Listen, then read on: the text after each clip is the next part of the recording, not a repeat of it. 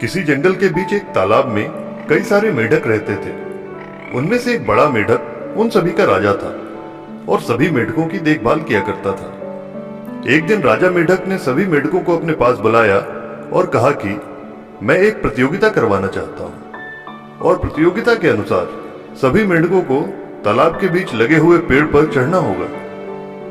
जो भी मेढक सबसे पहले उसकी चोटी तक पहुंचेगा उसे इनाम दिया जाएगा।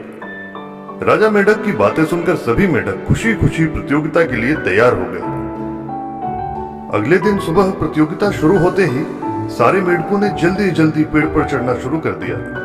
वे सभी पेड़ पर थोड़ी ऊंचाई तक चढ़ते और फिसलकर वापस नीचे आ गिरते। वे दोबारा कोशिश करते और फिर से नीचे आ गिरते।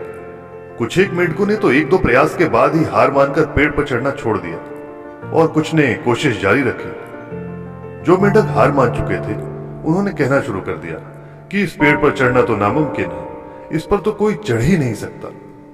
हारे हुए मेढकों की ये बातें सुनकर वे मेढक भी निराश होकर नीचे आ गए जो कुछ ऊंचाई तक चढ़ चुके थे। इसके बाद सारे के सारे हार मान चुके मेढक एक साथ उछल उछल कर असंभव असंभव चिल्लाने लगे।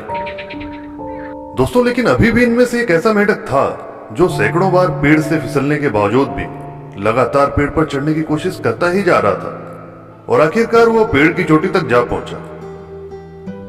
दोस्तों, अब सवाल यह उठता है कि जहां बाकी मेढक आधी ऊंचाई तक भी नहीं चढ़ पाए तो जीतने वाले मेढक में ऐसी क्या खास बात थी जो वो पेड़ की चोटी तक जा पहुंचा? तो इसका जवाब यह है कि दरअसल वो विजेता मेढक असल में बहरा था और जब वो पेड़ पर चढ़ रहा था तब हारे हुए मेढकों की निराशाजनक बातें उसे सुनाई ही नहीं दे रही थी और उनकी उछल कूद को देखकर वो समझ रहा था कि सारे मेढक मिलकर उसका उत्साह बढ़ा रहे हैं। इसलिए उसने बार बार लगातार कोशिशें जारी रखी और पेड़ की ऊंचाई तक जा पहुंचा। दोस्तों, ये कहानी हमें सिखाती है कि अगर हम भी अपने आसपास के नेगेटिव लोगों की बातों को अनसुना करते रहें तो हमें सफल होने से कोई नहीं रोक सकता।